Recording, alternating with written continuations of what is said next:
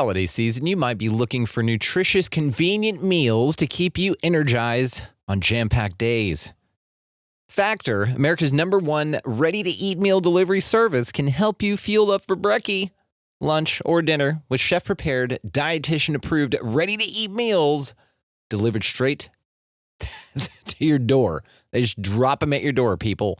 You'll save time and eat well. You'll stay on track with your healthy lifestyle while taking all of your holiday to-dos in stride with good meals in the tum-tum. If you're too busy with all this stuff, these meals are easy to get done. They taste great. All you've got to do is head over to factormeals.com/expandingreality50 and use code expandingreality50 to get 50% off. That's code expandingreality50 at factormeals.com/expandingreality50 to get 50% off. A choice right now, between fear and love. It's just a rock. Out of the dark night of ignorance and into the shining light of truth. Expanding reality. A population of citizens capable of critical thinking. We don't see things as they are, we see them as we are. There's a level of reality where everything dissolves into an ocean of energy. We empower our experience by insisting on our authenticity. That's very profound. Very. Expanding reality. Welcome to Expanding Reality. I am your host, Brandon Thomas. On this episode, comedian Brian Moreno comes by to talk about his new movie, Dreamland, Storming Area 51. It's awesome. It's a lot of fun. Now, all the ways to find Brian and connect with him are going to be linked down in the show notes, so y'all check that out. Also linked down there, our affiliate link. So Food Forest Abundance is down there, as well as Libsyn if you want to start your own podcast. Also, if you were going to buy any goddamn thing at all on Amazon, go ahead and run it through our link. If you don't mind, please and thank you. It helps the show for something you were going to do anyway. Also down there is going to be expandingrealitypodcast.com. That is where you can expand your experience with us here. We replay all the lives, all the Too Hot for YouTube stuff is over there. It's got links to the merchandise, socials, all that cool stuff. So guys, go over there and sign up. We don't email blast you. It's just a bunch of really cool stuff with an awesome community. And make sure you check that out. YouTube's kind of being a douchebag lately, so we're putting videos over there. Again, for free. So just go use it like YouTube. It's way better anyway. We don't censor ourselves. So let's get to this incredible conversation, guys. Brian is a blast to talk to. Y'all are really going to love this. So without any further ado, Brian Moreno. I knew that the Storming Area 51 event, there was a high probability it could have been a bust. You know, there was a high probability that we were going to get there and maybe be the only people there. That would have been worst case scenario. So the Storming Area 51 event was more of a vehicle for me to be able to tell a story, express my interest in UFOlogy, while also trying to question some other people's point of view, angle, whatever it may be. So the best way I've heard it described is a mock-movie, or a docu-movie, excuse me, not a mockumentary, a docu-movie. Because it's not a mockumentary. It's by the letter of the law. It is a true documentary. But I did tell other stories within the documenting of the event. And that's what gives it that movie kind of feel. The thing is, you know, coming from my comedic background, which is different than a lot of other people's, I feel like I can say a lot of things in a very poignant way, but doing it funny or entertainingly. And that is, you know, it can be a very lonely road in this world, because trust me, I have bombed so hard in front of people and they're like, what are you talking about? And it takes years to even figure out what you're talking about. Yeah, right. You're like, I'll let you know. I don't know. Yeah, I'll let you know when I figure out. So this movie was a culmination of years of kind of formulating how to break into the feature film world, because I always, in my mind's eye, I knew I had to direct movies. To get that jump from doing sketches and comedy and, you know, funding it myself, I had to figure out not just the characters, but the event that would drive the story, you know, and that storming Area 51, without getting too long-winded about it, that was the perfect vehicle to really show all the different colors of this alien rainbow that I'm very fascinated in. Oh, you yeah. know? Oh, yeah. Yeah.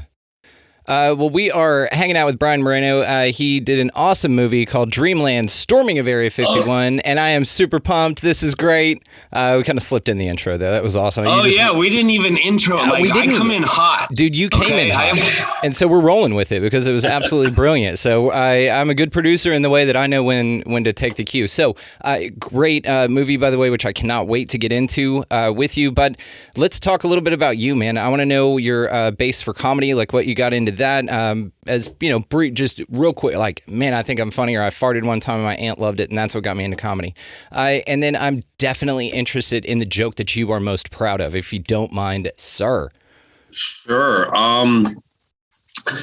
Well, I guess to answer, my route to comedy was not that clear. I wish a fart had started it all. It was, it would have been a lot simpler. I went to Indiana University, stayed like 5.5 years, you know, because why rush? You know, hang out. After college, I bounced around a few different marketing, public relations jobs until I landed at the Wall Street Journal. And I was the West Coast public relations manager of the Wall Street Journal. One day I came in, there was a note on my where my laptop used to be, and it says, "Come see me."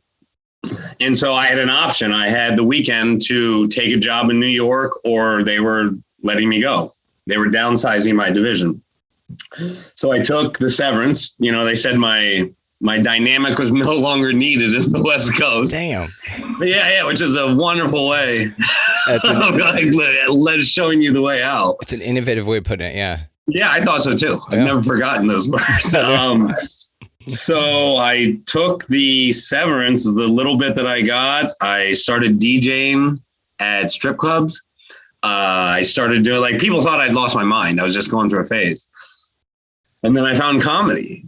The first time I got on stage, I was terrible. Like, it was 3 minutes of just brutality. I think the first time I got on stage was at this little open mic in LA, and it was like you have to pay just to do 5 minutes. A place called Marty's. It was literally just open mic people. I thought I was going to be Mitch Hedberg.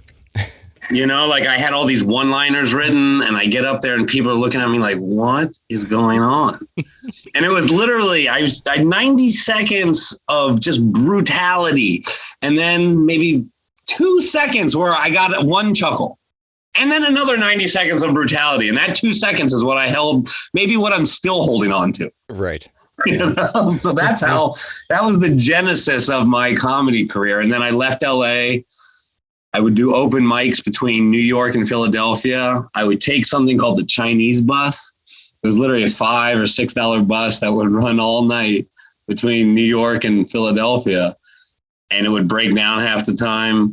Like, you'd get transients that just rode the bus because they had nowhere else to go. It was crazy. Just crates of chickens. Yeah.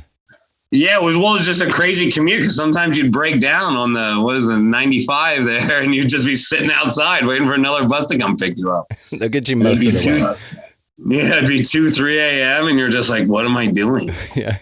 You know, and you know, somehow you find a way to get up the next day and you keep going. And that's how it started. And then when I moved back to LA, I became the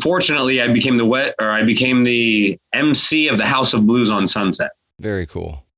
And that they gave me my first room where, like, nobody could give me the hook, because in comedy, a lot of the times when you're young, you're just bad. And you're on, and you have to go through that. Like, you have to go through the bad to get good in anything. Like, you got to really struggle in this particular art to get to where you can consistently be good. And the House of Blues gave me that opportunity. And for 3-4 years, till it closed down, I was the MC, and I had a great show. And then the improv brings me in, and you know, that's kind of how it all went. And then I got a little better and a little better. And then now, since pandemic, I got lazy and forgotten about it a little bit because I was working on the movie. So I'm back to doing whatever spots I can get, you know? Very cool. That's awesome. Question about your DJ days. First of all, what was your name in the strip club DJ game? What was your DJ name? Oh, I was just DJ Brian. Like and I don't like, these are old jokes, so I'm not going to give them, like, I'm not going to do my comedy for you right now. But in strip club DJ, and there's basically two different kinds. Okay. There's like the you know, like that. Like that's the noise that I hear. Right.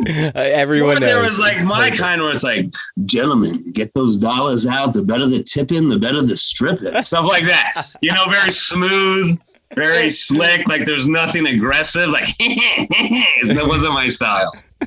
It'd be cool if you peppered in, do the smooth one, and then do that little cackle at the end of it. You know, something super, just throw them all off. People don't know where you're coming from. Okay, so next question. The next one after, next two, by the way, is still about the stripper stuff. Yes. Okay, favorite stripper name. You know, I don't. The best. I don't know if I could. Because you hear so many, like, there's always a Diamond. Yeah. There's always a Sierra. There's always a Sierra. I never understood why. And then, like, a girl come in and be like, she can't be Sierra. I'm like, well, I don't even know any of it. I don't even know who you are. That's neither one of your real names. I just remember that the girls would fight and be like, that's been my name. And I'm like, well, just go. Like, I'm just a DJ. Yeah. I spelled diamond with a Y, you know? Yeah, whatever. Yeah, this is Diamond. Diamond. All right. Okay, last one I promise about the stripper stuff. Most played song. Oh, man, most played. Well, you were in a specific era. Well, yeah, this was probably 10 years ago. So the most played songs are way different than they are now. But like TY and all those kind of guys, they all do songs for strippers because some of those rappers go to strip clubs so much. They make those songs for strippers. Like when you rap and hear them rapping, they really are talking to the strippers. Like they're literally one of those songs that you played at the strip club. So anything that you think like a girl could shake to, or a girl or a guy. I strip club. I DJ'd for guys one time. Absolutely. It was traumatic. Not that there's anything wrong with that. Not there's anything wrong with it, but but I think gay men that go to strip clubs are way more aggressive than straight men who go to strip clubs to see. And this is just from my very limited experience. And that's what is more traumatic. It's like, when you're in these places, there should be a level of safety and security for everyone that's working there.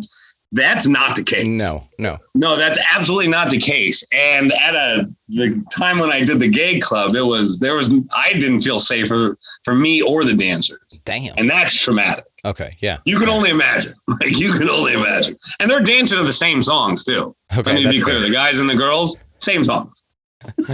Yeah, I mean, it's what to shake your ass to. Shake your whatever to, right? Or shake whatever to, yeah. A lot of people have other things to shake. Guys, go for it. You got a tensile tail, shake that shit. We all want to see it. Okay, let's talk about Dreamland, man. What inspired you to make this thing? It's amazing, by the way. Thank you for letting me check it out. Very cool. Congrats on all the pre-success. You've already gotten success. You haven't even launched the damn thing yet. Yeah, well, thank you for watching the film. Thank you. Like, let me ask you okay, when you go, what did you expect before you watched the movie? I expected more. I actually go into things honestly with no expectations. Based on the trailer, I thought you were going to go down some more speculative routes than you did, but I loved the interviews that you did, man. The interviews were fantastic. The storyline throughout, the way that you edited and directed, cinematography-wise, the quality, audio, everything is awesome. Very, very well done. So, but what we got was very cool. So I don't go into things with expectations, but I knew it was going to be awesome, and you didn't disappoint, if that's fair. Well, how long did it take you to get to that point? I know this is you interviewing me, but you're a very interesting person. I'll take it. So how long did it take you to get to the point where you feel like you could remove expectations? Because that's not necessarily human nature. It's not. I removed it whenever I realized that was the source of disappointment. That's the root of it. So there's Did a you book. find yourself getting disappointed a lot? I found myself the awareness of what assumptions can do. So there's a book called The Four Agreements by Don Miguel Ruiz. Have you ever picked that bitch up? I've heard of this. Yes. Then this is on your list for sure. So one of the agreements is don't make assumptions, and that's because if you make assumptions and have expectations, that's where disappointment comes in. So it's four key things that help you not. It's four things, and once you get those four things, it's a lens in which you look through the world at, and it's honestly then it affects things like how I present myself to movies with a director I'm about to talk to and hang out with and be completely honest with about. I go into it with no expectations. I mean, I'm excited because you sent me a movie to pre-screen, so that's like that fact is cool. I think you're great. I love your comedy. So I mean, it's cool in that way. So there was some of that, but as far as like the film itself and the context, I knew based on your trailer that the subject matter your mind is at, whether it was covered in the film or not, where you are coming from a mental picture just based on your trailer. I knew we were going to get along. You're very now the last question for you. Yes, did sir, someone come into your life that set you on this path, or were you always kind of going down this path? Because I know for me personally, I've had to work very hard to just kind of crack the shell of some of the things that you're talking about. Like I work on a daily basis to remove expectations, to go into things with an open mind, to forgive, to, whatever it may be. But that type of enlightenment doesn't come without hard work. And sometimes that work, it's made easy if you have good teachers, or it's made easy if you're just in the lowest place of your life, or whatever it may be, or a circumstance, or, so what set you on this path? I would say it's a combination of those things that you just said, plus chronic optimism, plus open-minded AF. So I don't have cognitive dissonance. It's not my paradigm. I have mentioned this several times on the show, so I apologize again for the listeners that have heard this a bajillion times. Here's a bajillion and one for you because you haven't, Brian. So it's that thing from the movie Dogma, Kevin Smith movie. You remember? Yeah. Okay, and Alanis Morissette. Sure, okay. So Chris Rock in that movie talks about beliefs, and he said, I don't have beliefs, I have ideas, because ideas are easier to change. And man, that resonated with me. I think about it all the time. It's one of those things, because I'm not even sure what the structure of this place is. Like, I am to a point in my research and my pondering, I am a massive fan of the unity consciousness aspect. So when you look at things through that, it changes everything, man. It's just what Bill Hicks was talking about. What's going to happen to the arms industry when they realize we're all one? You know what I mean? And this actually came from a lot of different things. I got into my spiritual awakening happened in 2001. Conspiracies came to my forefront, and I had my first psychedelic experience. So I've been interweaving those elements for over 20 years now. Wow, fascinating. It's fun. Fascinating. That's awesome. And I commend you because to get to progress anywhere mentally, it takes work and effort, sometimes on a daily, sometimes on a minute to minute basis. And I think where you're at, just the way you speak and your open-minded nature is beautiful. Truly grateful, my friend. Welcome, off air, if you just want to hang out and chat, I can just kind of give you some perceptions, because honestly, that's what it is. It's a perception shift. It's just the way that you look at shit. I bet you really did like some of the interviews in the movie, because all the people that I interviewed really tried to hammer that point. Even the MUFON person, it was, about opening your mind to all the possibilities. Yeah, her, Lotus for sure. And then the gentleman, I forget his name, but he was... Mike Krasinski or Koriski. Yes, sir. That guy, everything he said, my wife and I watched it. So that guy, when he was talking, my wife was like, this is like, you say this shit. I'm like, yeah, all the time. Sure. And don't get me wrong, his interview, and if he ever sees this, he said a lot of crazy stuff I had to cut out. Trust me, sure. I made him seem as smart as possible because there was one thing that I wanted to be clear about this movie, and that's why I'm so appreciative you like the opening. Because when I first started cutting this movie, people thought I was making Borat. And I wanted to make sure I could see that people, wasn't making fun of anyone in this, No. And the whole thing about Borat is he's in essence making fun of all the people. Right. And all the characters within the movie kind of represent a color of the rainbow, but like the UFOlogy rainbow, but none of it was meant to be taken. Well, yeah, there's there's jokes in it, but none of it was meant to be taken like as I was putting anyone down or making anyone feel like some of their beliefs were impossible or outrageous or anything. No, you approached it respectfully, man. You did a great job. Thank you. I didn't, I'm in the game, so I didn't feel offended. I also don't get triggered though, so that's just a thing. Sure. There's a few people. Do you know the guy who does Secure Team 10? Yeah. Jaron, right? No. Jaron, yeah. I sent it to him to watch, and he never replied. He was like, "Great, I can't wait," and he didn't ever give that to me. I'm like, maybe he hated it. Boundless chronic optimist. He's a busy guy. He's getting to it. Yeah. Okay. Yeah, hang in there. Plus, this is part of your manifestation practices. By you thinking it, he actually won't contact you. Just forget it. Just put it out of your mind, and then watch. He'll write you tomorrow. Yeah.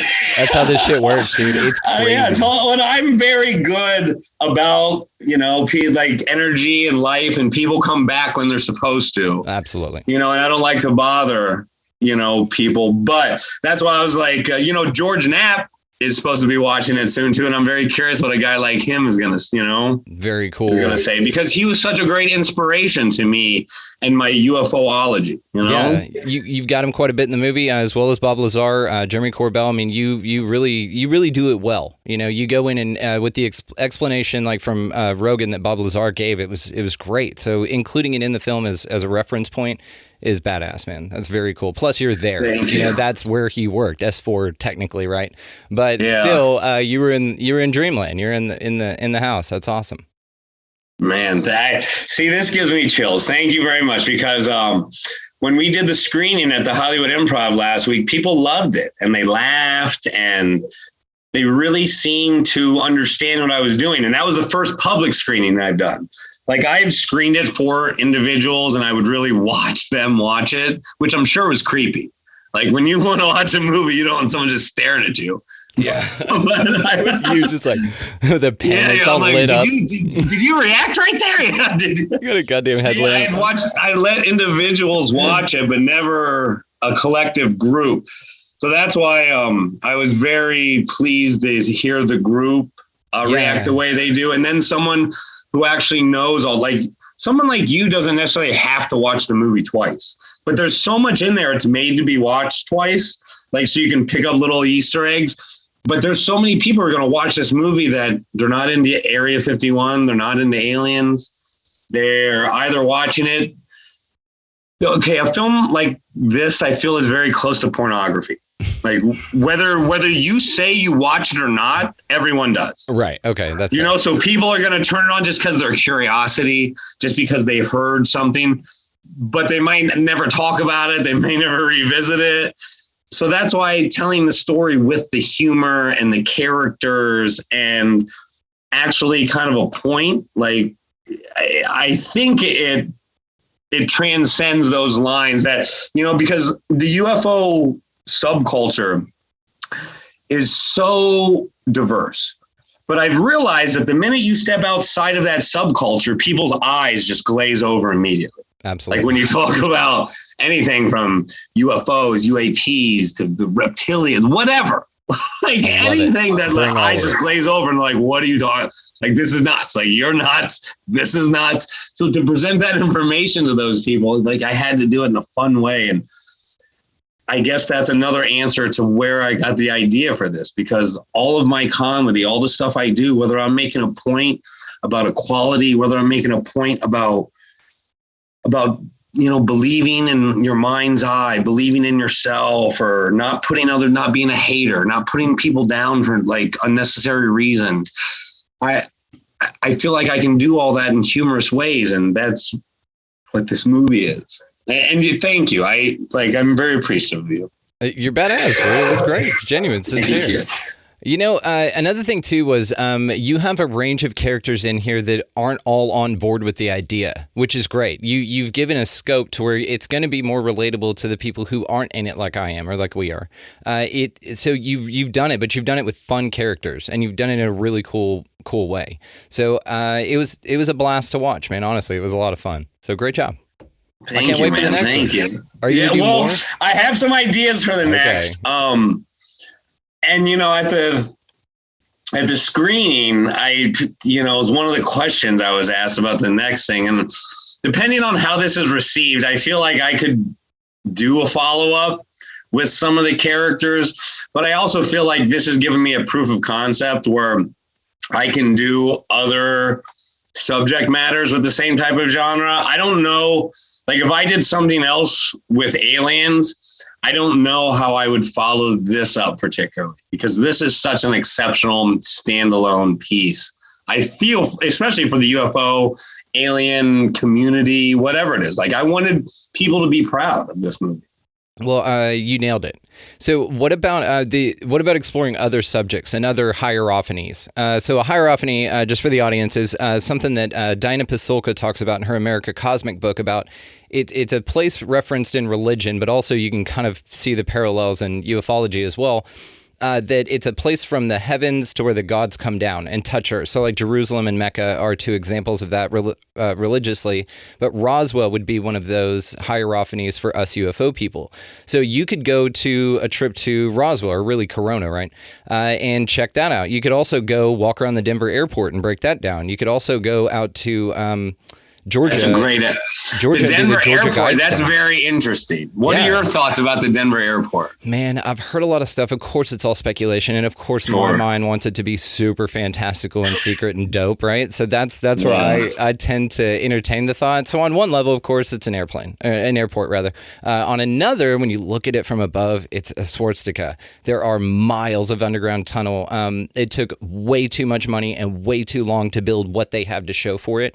The murals alone are insane. All the little, Masonic shit everywhere. The horse out front, big blue horse with the red eyes, killed its creator when it fell over on top of it. It's insane. The whole thing is just batshit crazy. Yeah. And so I didn't know that about the horse. Killed his ass. It's a 30-foot tall, or some crazy foot tall, not 30, but it's massive. And the horse was named Death. It's one of the four horsemen of the apocalypse. And they commissioned this to be tossed out in the middle of this airport that's shaped like a swastika from above. That's super sus, as the kids say. It's crazy. Yeah. That's now, wild. The idea you presented right there, I didn't think of it. I thought maybe going to Göbekli Tepe would be very interesting, like something like that. Well, but I think staying in America might be easier. I just know some Turkish people, so I considered that. See, that would be cool as shit. But also, I know people that go like to Egypt all the time. I know quite a few actually, that can take you over there on private tours with God, who's the tour guide? He's super famous. I forget his name. They're yelling at me right now. That's fine. Anyway, there's a tour guide that's super famous. He's the guy that takes like Graham Hancock around and shit when he goes over there. Anyway, so I've got your William Henry or something. No, it's called like Sabat or something. It's some dude, and I know like I'll text you at like 3 a.m. and be like, it's Shabang. Anyway, we can't remember it here. Anyway, it's a super famous guide over there, but we can get you hooked up there. I know the director of the Ayahuasca Foundation down in Peru, if you want to go check that out. And so, I've got you hooked up, dude. Just let me know. Yeah, man. You and I will definitely, we'll do some in real life hanging, man. I like you. And now let me ask you about your wife. Yeah. She's taken. Is she into UFOlogy? Let's not get too far. Did she like the movie? Yes. Yeah. She was kind of in and out. I like her already. Okay. I like her already. Well, and what she also pointed out was you. She was like, who are you interviewing tonight? And I was like, Brian, the director right there. And she was like, oh, he's great. So a lot of good vibes on that, man. She was in and out. Thank you. But what she saw, she likes. So I'm going to be completely transparent. Didn't see the whole thing. But if with your permission, I'll show her the rest of it. Yes, absolutely. Like you, I trust you, sir. That's one of the criteria that I have right now in showing people, like, do I trust them? Yeah. Sometimes trust must be given blindly, as hard as it is to do, and I didn't know you, but I'd seen enough of your podcast and, read enough about you that I believed you weren't going to do anything crazy. That's fair. I'm pretty out there. What you see is what you get. Well, yeah, you are, but it's awesome. I don't have to play a role. But you're still within. I get it. And everybody knows this. I'm not salacious. Like I've had things on the show where I could have probably ruined a couple careers. It's not in my interest. There's been things that I actually reached out to a couple of guests after the fact and said, hey, this is what happened here. Would you like me to pull that out? I think we should. And they were like, oh my God, yes. I didn't even know we were recording. I'm like, okay, thank God. So, I'm not that kind of guy, man. You're a nice guy. You're a very nice guy. It's just, what the fuck was I going to ask you? It was right there. Oh, we should do a live play of it whenever you release it. Hop on like Rockfin or my website and we'll do like a live stream of it. Me and you and a couple other friends can get together and we'll talk about it live. That'd be fun. You can even get the cast in on it or a couple of the guys from the movie. Yeah, 100%. Dude, we'll work that out off air. Yeah, that'd be cool. Yeah, if you wanted to interview or talk to anyone in the movie or anything, or have them with me sometime, I would absolutely love it. I think Andy Cozell is more into aliens than what he admits. Yeah, you could tell. I don't think Griff really cares. I really don't think anymore. Like, I just think it's just so funny because watching him in the film, I was like, that's my spirit animal. Like, that's how I feel about it. Like, he was like, you could feel it. Griff does actually a really big golf podcast. Oh, really? It's called Country Club Adjacent. Yes. People seem to really like it. I'm the worst golfer you've ever met out of all the people you've ever met in your whole life. So I don't. When I went, we just drank and drove the cart. That was it. I don't golf either. Yeah. Like that was the appeal for me. Okay, I want to ask you some shit about. So, guys, Yes. linked in the show notes all the ways to find Brian. Of course, I'm going to connect them with your YouTube. Who, dude, your show is badass too. I was checking you out. And then also your comedy, your Ancient Aliens comedy thing. You had Owen Benjamin in there, a bunch of great guys. That was badass. So that's going to be linked in the show notes as well. With your permission, dude, at the end of this episode, if you're watching this video, if for the audio only audience, check the show notes and I'll link the website, expandingrealitypodcast.com. Go ahead and at the end of this interview, again with Brian's permission, I'll just play the trailer in full so that you guys can check that thing out and it'll just be part of this forever. So awesome. Definitely, guys, check that out. So, and also I want to give credit before that. Sorry to interrupt, but there's one person who's I haven't brought up, Jeffrey McNeil. He was the lead editor, and he was an individual that I knew if I shot a movie like this with his help, I could get it over the hump. What it took to be a real feature. And his ability to work with me and understand story and color and sound and transitions, as wonderful as I think I am, he is light years above and beyond. And without his tireless help and me pushing him and God, so many late nights and, thinking that you're done, but realizing you have another month ahead of you. Without his help, I don't think any of these conversations happen. So I don't know if he would ever hear or listen to this podcast, but I love to give credit where credit's due. And that's very important. I love it. I do mention his name. Well, I'll go ahead and just pull that as a clip and put it out. It'll be easier to send to him. And then I'll of course send you all the links and stuff when this comes out. So I want to know what you think UFOs are. Like, let's just go for it here. Where in your research that you've gotten to, now you don't have to plant your flag, and I don't know, it's perfectly fine. Sure. But what do you think? I think 9 times out of 10, maybe 8 times out of 10, it's man-made aircraft. Okay. 9 times out of 10, it's either different divisions of the government testing things out that they don't know about each other. It's either the Air Force trying to play with the Navy to see if they can get past the Navy or vice versa.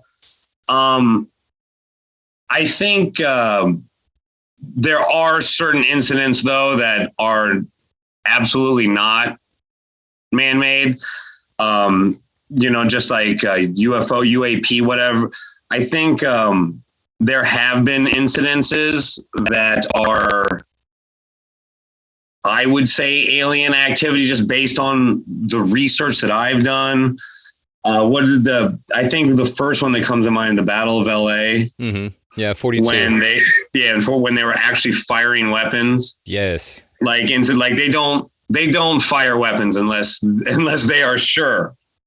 And for that amount of time to have passed, and so I believe that was something. But I also have strong beliefs on the polar regions and what is underground and under the ocean, because a lot of the stuff we see in the air, like with these lights, I believe that's man-made aircraft. Like these advanced ships that I believe would actually be considered alien, they don't need LED lights or the halogen bulbs on them.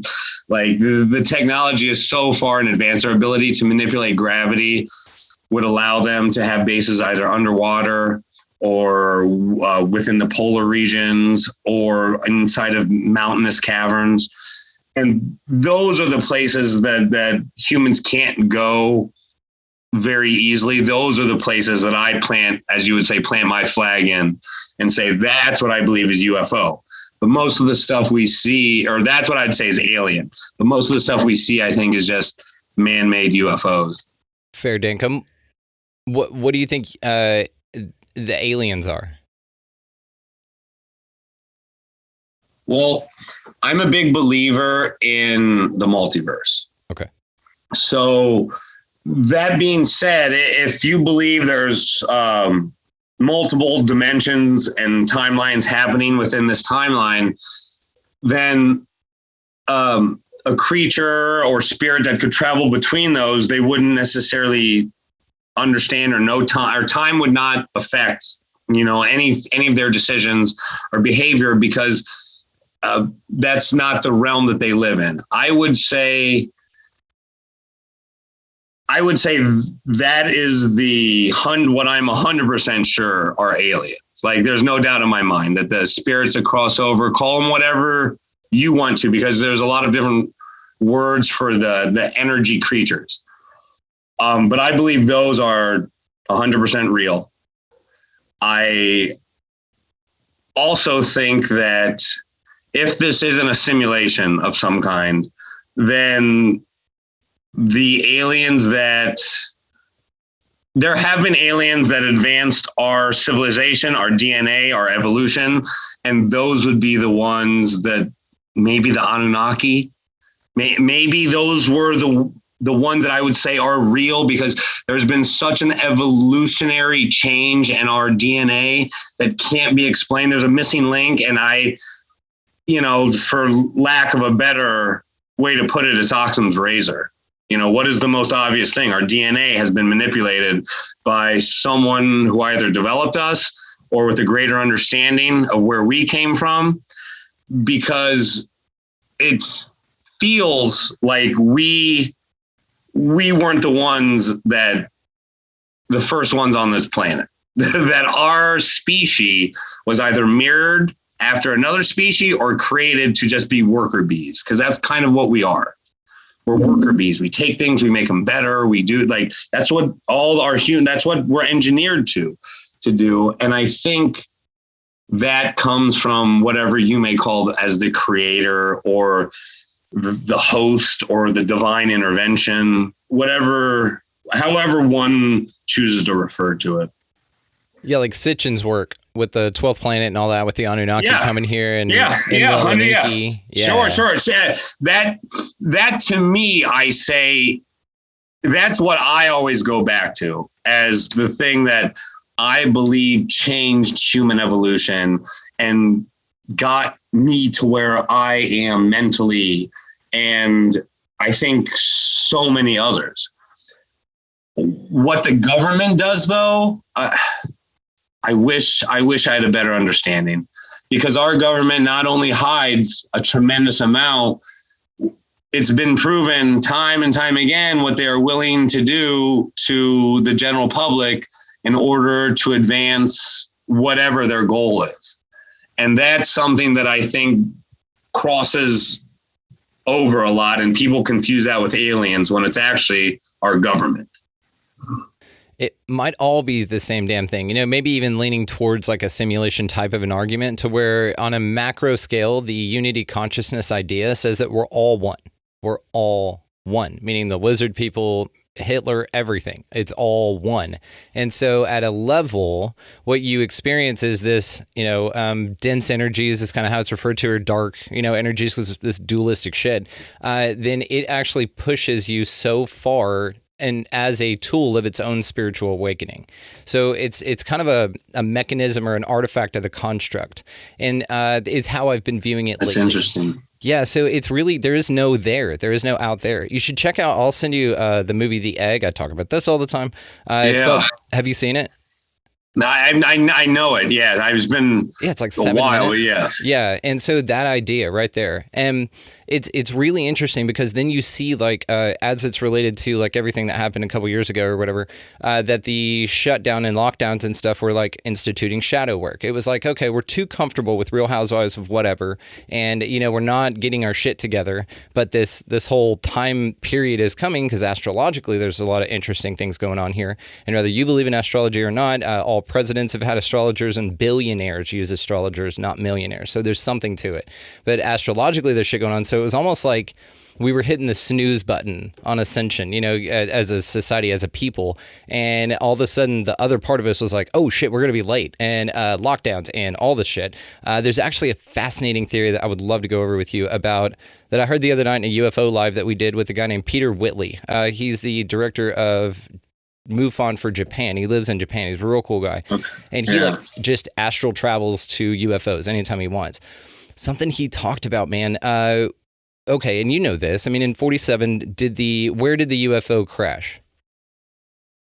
What's the story about Roswell that you know? It crashed right outside of Groom Lake, right there, right? New Mexico. Okay, that was the Roswell incident. That, in 47. But that wasn't okay. Yeah, go ahead. Yeah, no, you're tell okay. me what it's fine. A lot of people think that it crashed in Roswell, New Mexico, which is why they call it. They brought it to Roswell, but it crashed and didn't. Yeah, refresh my memory. You're good, man. You're good. No, this is so hard to remember. You're fine. Corona. So it crashed in Corona, New Mexico, and then the only reason they say Roswell is because that was the closest place with the sheriff station. And then from there, it was flown to Fort Worth, Texas, represent, and then it was flown to Wright-Patterson Air Force Base. So, okay. But what's interesting about it is Peter's theory about this is that we've been under alien control this whole time. And that this is actually more, it leans more to the prison planet idea, which as a chronic optimist, I'm not a huge fan of. Plus the unity consciousness thing either rules this out at a level or it's fine and it's part of it, just a artifact of it. But he thinks, and it's so fascinating, man, because if you think about it, since 47, we detonated bomb in 45, allegedly the first atomic bomb. And then 47 rolls around and we get this thing that fell from the sky. Now, whether it was planted on purpose is a very interesting theory as well. I've always wondered about UFO crashes, like why they happen. Like what's up with that? If they're interdimensional beings that can go crazy, they just fall on this rock, you know what I mean? So me and a few others kind of have the idea that it's seeded here. It's on purpose. It's like a panspermia type of a deal. But anyway, so it crashes in Corona. So if we've been under control this whole time, there's a new UFO flap coming along. The coronavirus could be the marker for that. That could be like an indicator that that's what's going on. You know what I mean? And this predictive programming and control and all of that has been guiding to this point. Because I have so much speculative curiosity about why. Well, that's UFOs, a fascinating theory. Isn't it crazy? Yeah, it's just fun. You would love Peter. He's cool as shit. And it's an interesting thing because then it's back to that prison planet idea. And then your mind just goes crazy. Then you start to look at things like the flat earth and like this globe model or this dome thing. You're like, well, if that's true at scale, we could be some sort of like farm on a spaceship. And we're just a resource for these entities that we're just like little guppies, in a pond, but they make the pond very nice for us because they want us to be healthy because we taste better. And they just kind of scoop our asses up whenever we want. Look at how many people go missing every year. And it's insane. It's it's a mind bending thought, to be honest with you. Okay. You touched on a bunch of things. No. Okay. First off, let's go before we get too far away from it. The astro traveling. Okay. Have you ever done any of the CE5 work? Have you ever? I haven't. So I'm not an experiencer. Now I have my own theory on that, but I'm not an experiencer. No, sir. Okay. Now, what is your theory on that? I think I'm not meant to be. I think I'm meant to see this objectively because I don't have a bias. And I think if I got scooped up by Grays and it was very specific, like what, Travis Walton experienced or something, it might skew my my influence on how I view this thing. So right now it's just so open. I'm a possibilian, as Dr. David Eagleman says. I'm so open with it, and I'm fine if that changes moment to moment to moment. I can choose to view it in one way, and it can be totally solid and possible in my mind, and then change it the next. And I'm totally cool with that. I'm gonna have to take a little bit of that for myself, because sometimes when people ask me where I stand, and I'm maybe not an experiencer myself either, in that, like I've had to see 5-app, I've had a few opportunities to go, but whatever, the universe doesn't seem right in the moments or whatever. And so maybe I'm meant to be a little more objective and open. And I think that's a very interesting way to put it, because some of the people who do experience, they just want it so bad. Yeah. And vice versa. And I feel, people that want it so bad will never get experience because they want it so bad. That goes to manifestation shit. It's that longing. It's that desperate girlfriend or boyfriend thing. You know what I mean? Yeah. They're just icky. They're like, ew, it's gross. You're so desperate. Get over yourself.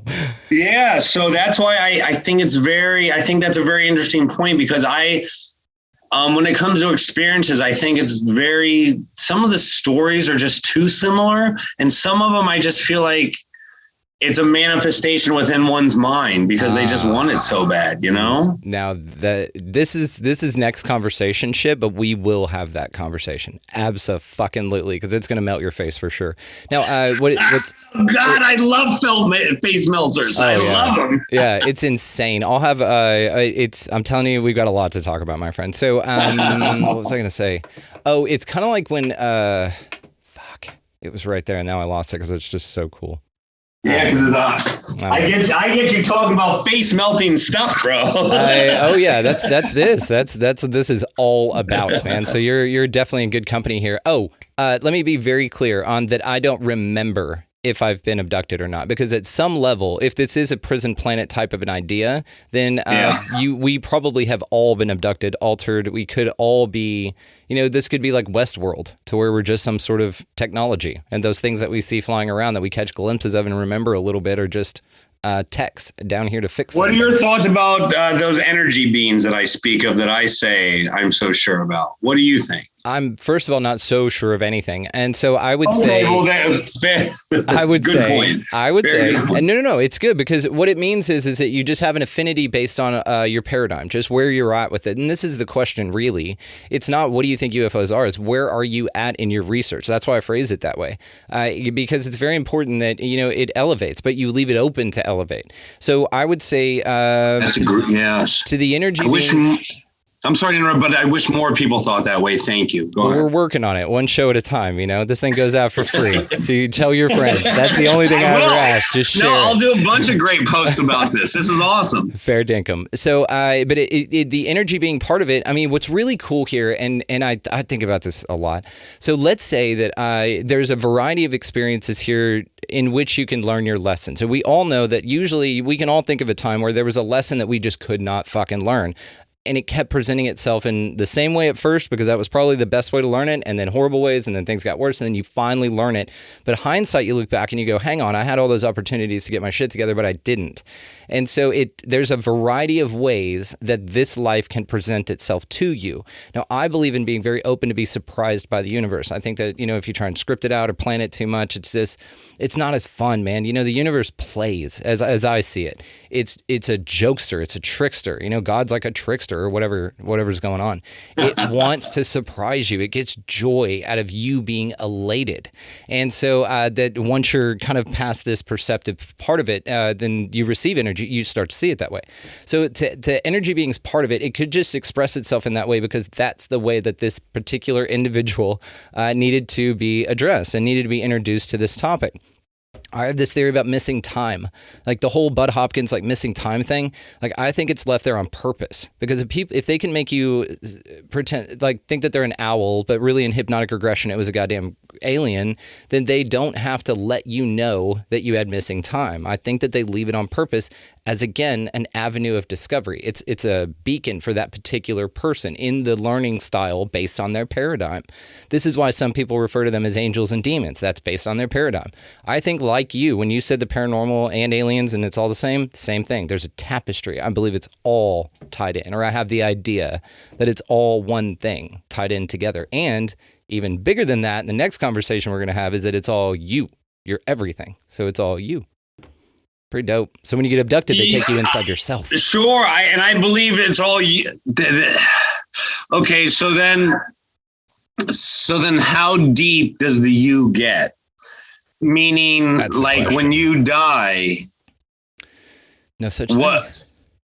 When this avatar is over? So when your meat basket, when this meat bag decides, when your consciousness decides to leave this vessel, what do you think is the next progression? I think that it's just possibilities after that. I think this place in general is just kind of like that Rick and Morty. They went to the arcade and they played that game, like John or something like that. I forget the name of it. Again, people are screaming this at me. But anyway, it's a simulation where they simulate a human life, but like a very average human life. But it's so real that when Morty unplugs from the game, he's screaming like, "Where's my wife? What's going on?" Because it's so real. Now, there's a guy named Daryl Anka who channels a guy named Bashar, an entity named Bashar. Are you familiar with him? No. Okay, he sits there like God, this. You so very cool. Rarely am I. Do people bring things up to me where I'm like, I don't know this. This is an amazing conversation. I'm so happy we're talking. This is how this works. It's a safe place to create, dude. I love this as well. I'm happy we're talking as well, dude. This is great. So Daryl Anka channels an entity named Bashar, and he's been doing this since the 80s or something like that. He's so cool though. It's fascinating. Anyway, but one thing that he says is he answered somebody by saying, you never leave heaven, but you dream that you do. That kind of said it for me, because think about this. What if this life that you live here in between your sleep state is a dream for something going on in another universe? And while you're dreaming, you're conscious in that one. And even that can change and be varietied. Maybe your break from like being dope as shit out there is to come into this experience. And maybe it's something you pay for, like a spa weekend. Because over there, time works different or things work different. So your perception of this experience is different. And you're just here to like learn, grow, experience, touch, taste, smell, see, and hear everything you can before you go. I don't think that there's a bad place to go after this, if that's what you're asking. How do you define consciousness? The underlining fabric that gives breath to everything, probably. And it's found in everything, absolutely everything. It's the structure of this place. Is consciousness itself. And then I would define, I would say then what's the point of this experience in relation, like what's consciousness's relationship to this experience? It would be that it has to know it. When I was young, and I'm super stubborn, I still do this shit to a more mature level, but my mom would say, don't touch that, it's hot. Okay, so as a creator God, you're like, yeah, I'm everything. I know everything. I could create a fucking zebra like that, no big deal. But you don't. You just think that you can, or you know that it's possible. So by someone saying, hey, that's hot, and you just believe them offhand, okay, that's fine.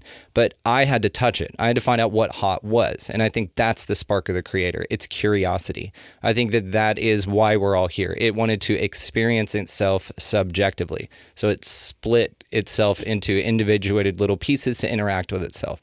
This is why at the end of the show, the last words I speak are, y'all be good to one another, because of this shit right here, because we're all one. Like you don't have to take this place so seriously. There's a construct here that demands that you give it energy, but you can participate in it if you'd like. This is tend your own garden. That's beauty. Yeah, that's fascinating.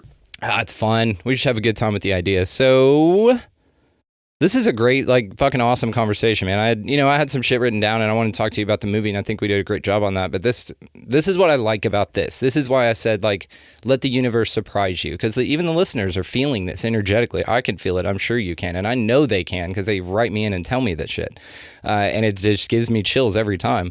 This is awesome. This is just a cool ass conversation. So let me ask you, is disclosure important? I think it's probably more dangerous than important, because the government doesn't just, they don't just tell the truth. Let's get that clear. So whatever gets disclosed is, the government, I believe they think they're playing 4D chess. if that makes any sense. Like they're playing all the levels and seeing all the board. So if there would be a moment where you would say it is full disclosure, it would never be full disclosure. It would be simply a ploy in order to advance another deeper rooted position to hide other things. Because the whole thing about information and the intelligence community, it's like a circle. There's only a few people in that circle, and the more people that get into the circle, the people that were already in there lose a little bit of power. And if there's one thing I can tell you for sure, that the people within the government are not into losing power. So that's why full disclosure would simply, I believe, just be a shift of the circle. Do you think that it'll happen? I think it would more likely be a false flag type of alien thing than Project a real Ruby? than a real full disclosure. But, I don't like to say those things because I hope I'm wrong. Yeah. I hope I'm wrong. Like, I'm not trying to put it out there to make it happen. I just see the way things are going, and I know how things are. Like, and I know how things work. What's that saying? That's what ascension is. It's not when you see the world as you want. It's as you see it as it is. Yeah. 100%. And that's why I think full disclosure would be a scary thing. Like, I don't think you could believe what you were told. I think it would be for all agenda-based information. And that to me is super scary, especially when the fear-mongering starts. Because once like we've experienced the last 2 years, when the fear mongering starts, when that machine starts rolling and turning, it gets real hard to stop, man. It's like people, they want to be afraid sometimes. And full disclosure type of event would probably instill so much fear. And then I couldn't imagine what it would do to the religious folks. Read my mind. Like the ultra religious. Plus, like the people who are, borderline, like, what do I have to live for? What am I doing? Like, I don't know what it would do. Like, some of those people would start worshiping aliens, and at what cost? And they would say the aliens are talking to them. And you don't know, like I say, I would love the truth, but I don't ever think that's going to happen, because that's not how information is discerned out of our government. Fair. Or disseminated, out of our government. Yeah, absolutely. And I completely agree with you. This is the whole narrative of Project Bluebeam. And this could be that, after the Great Reset, if that happens, I don't know. I think they're attempting to manifest that, but I think we're the ones with the power. They just influence and they can't do shit. Yeah. They just convince us that that's what we should be doing. They're the ones that whisper in your ear, right? But anyway, it seems that it's just batshit crazy. And anything that they do with it is going to be, in my mind as well, I'm 100% there with you. That's why I asked the question that way, not what do you think about disclosure? Just, is disclosure important to you? This is where I find out, kind of like when you ask people about freedom. Like, people are like, oh, I love freedom. And you say, okay, what's your stance on seatbelt laws? Yeah, no, you got to have seatbelt, man. Ah, very good. Then we are on a different level of what freedom means to me. You know what I mean? So it's just interesting, dude. And I find the whole thing, especially with guys like you out there doing the research, running around, making films that are very approachable from multiple angles, which is really cool. And you being a comedian, you're grounding things in a way that are really interesting, man. And I appreciate what you're doing for the movement, to be honest with you. We need more. When I started this movie, I just wanted to hear that from somebody who mattered within this community. And to me, like, that's why I did it. That's why I did it. I don't know how I got the idea. It might have been a download from the ether. You know what I'm saying? Like, it was just one day, it was clear in my mind, like the film that I had to make and how I had to do it. And I don't believe there's 10 people on the planet that could have pulled it off. But when I started it, I asked myself, why am I doing it? And I wanted to create that piece of art that was not only approachable, but people like you could talk to me in a way that, like you are. Because I've given my life to some of this thought process and some of this study, and I knew the only way I was going to advance my position and start to meet people who are like you, smarter than me and more, much more schooled on the topics and extremely articulate about it. That's the only way I was going to get to that next rung and be able to try to challenge my thought. And for you to say that to me, God, that's cloud nine. Like, that's what I did it for. And like, you are just as much as I may have never met you before, but with your connections within this, like, you at some time would have influenced me. Like, I would have come across without ever meeting. I would have come across your podcast, some of your work, some of your speakings. Like, I would have. And that's to get that from someone like you. Thank you. Thank you. Thank you. Thank you. I'm going to give you a role in my next movie, no matter what it is. I promise. I'm there. Like, you may just be a passerby, but you're in. I don't care. You are in. I'm there. I can help with production too. I'm pretty good at it. So. Oh yeah, man. But what was interesting about it and why I like it is because you had the chance, to really shit on this community, and you chose not to. You really did. There are some representatives out here, or some participants, let's say, in it that are adorable, wonderful, loving people. They are very passionate and they are very certain about what they know. And that's awesome. We need that passion and positive energy being pumped into this particular system, as much of it as we can get from any angle, right? But what you did with it was you heard people out, you experienced something that's not your norm. And even in your nervous energy element of being out there, again, you could have shit on it, or you could have edited to shit on it. But your comfort with the people you were speaking to, your respect for what they had to say, especially the abductees, really rang to me, man. You could sense it was genuine. So yeah, that's why I say what I say. I could tell. Yeah, thank you. And some of the people that Brian and Jed, two of the producers that were there, they weren't sure how I was going to handle it. Like, a part of them thought I was making Borat, or I was going to make fun of them, and I had to clearly, like, in the moment, let them know, like, just stay in your lane. Like, help me get the story complete. Like, I have run into plenty of people that probably could have used a little shitting on, just to like get their self right. But I'm not into that. Like, I believe there's a better way. I always believe there's a better way.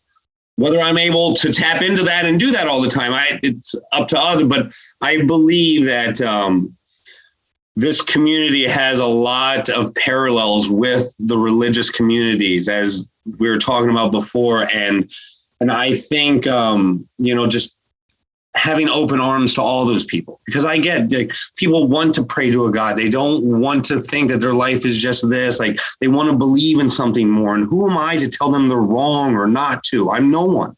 I simply want to understand why.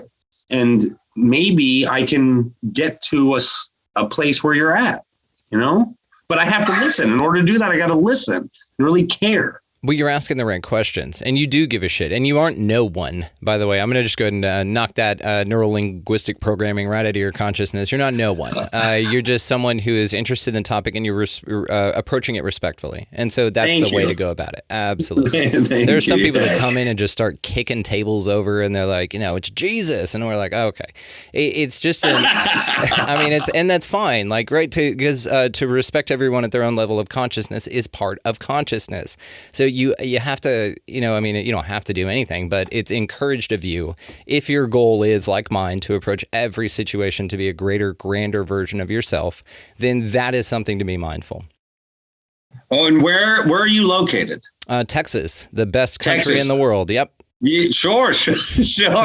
North, South Texas, what? North, so Fort Worth, Dallas. If you go west, about 45 minutes. My wife and I own a 12-acre piece of property out here with like a pond and animals and all kinds of shit. Oh my God. Dude, it's insane. Oh, get your ass beautiful. out to Texas. Yeah, I've been here forever, by the way. I was born and raised, so I'm not a transplant, but you get your ass out here to Texas. You got to. Oh yes, 100%. That sounds great. Now you're speaking my language. Oh, that's cool. Well, if we spoke any better, we'd be twins. So, Brian Moreno, we are going to cap it on this one, dude. You're my guy. Yeah, my guy.